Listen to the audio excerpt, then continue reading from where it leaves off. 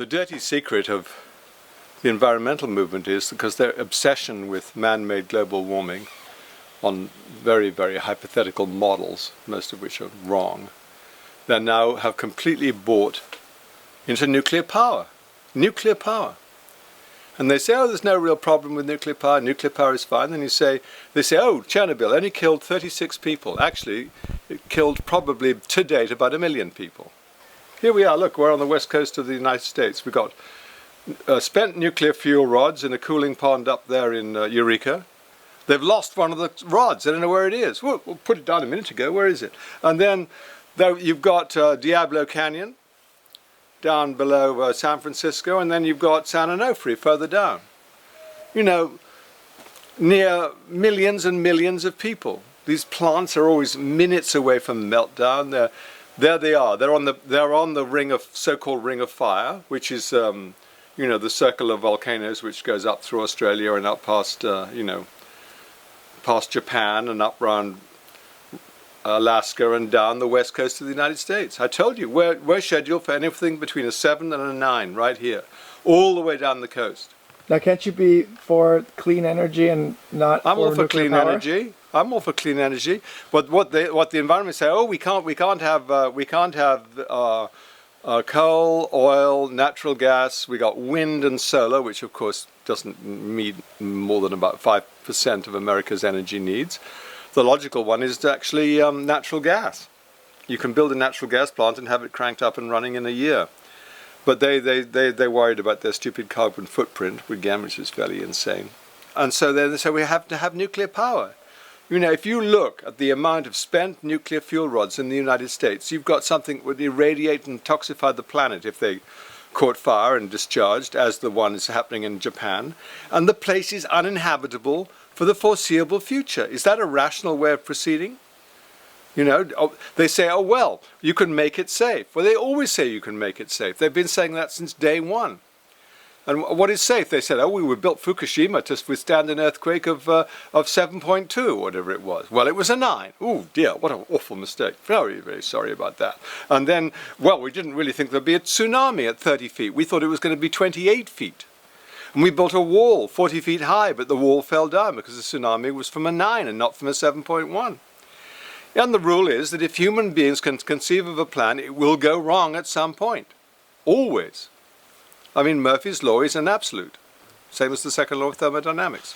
They say global warming caused by man is causing the Earth to heat up. Everybody knows, including people shivering in their knickers all over the world, that it's getting colder and has been for about 10 years. They talk about glaciers receding here, but glaciers advancing over there. They talk about polar bears receding there. Polar bears are down here. The north cap goes, the south cap is getting bigger, so on and so forth.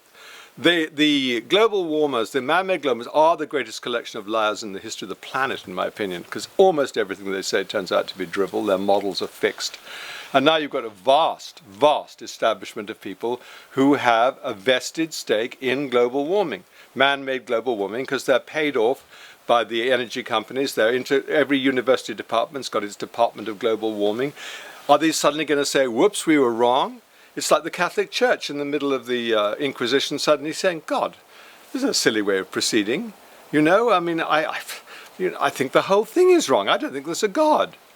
You know, this is a bad way of collecting money. Let's not build St. Peter's. You know, they're not going to go into reverse. They have a commitment to bullshit.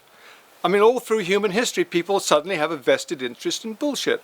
And that lasts 200 or 300 years. Then the weight of the bullshit gets so gigantic, usually, that they crash to the ground face down. And you say, well, another line of bullshit. Well, the global warming thing came in, guess, right after what, in the 1970s? Global cooling. Everybody was passionate for global cooling. Edward Teller, everybody. Global cooling was it. And then suddenly they shifted gears. No, global warming. And then the planet's been getting hotter and colder. Well, let's not go into the whole 9 yards, you know. I mean... But there's no doubt that we're polluting the planet and we shouldn't do that, right? Well, there's lots of things we shouldn't do. I quite agree with you. But why hook everything to global warming? Because that's where the money is. The money used to be in, you know, in other little schemes or big schemes to mitigate pollution.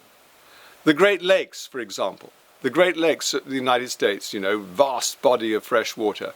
People go on about, global warming and the warming up. What is the problem with the Great Lakes? Agricultural runoff, pesticides, flowing torrents and torrents of it into the Great Lakes. That's not a global warming problem.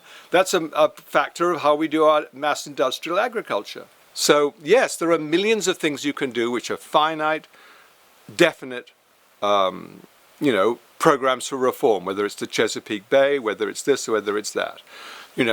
Putting scrubbers on chimneys of power plants. That's something you can do, except the power companies are extremely powerful and pay off politicians. So they stuck the catalytic converter on the passenger car because the poor old driver of the car didn't have the power of the companies.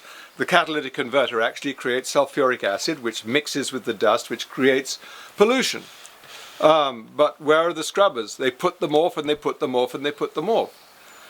Now everything's been subsumed under global warming, man-made global warming, which is now the universal sort of solvent into which every plan is dipped and comes up with nothing. So they're doing insane things. Carbon is actually a benefit. CO2 is beneficial. The planet's getting greener. That it'll recede. In the Middle Ages, in the medieval warm period, it was a level much higher than it is now, and there wasn't that thing sitting there, that diesel wagon in 1348. No. There was only a peasant dragging a cart along with his bullock. And you had very high elevated levels of CO2, and you had, because that was part of the solar cycles and all the other natural processes that have occurred many times in the planet's history. So, I think it is one of the great cases of hysteria in world history. And they're very frightening because people get completely irrational. I wrote a couple of, fairly modest critiques of man-made global warming theory, and I cannot tell you, if I'd been standing there, they burned at the stake as in the beginning of it. For the first time in my life, I felt like Giordano Bruno. I suddenly realized what it was like in the Inquisition. Well, of course, now they're not going to come storming down the road, but they're very hysterical. And hysterical people are dangerous. I rest my case, because we have to go and do the fish.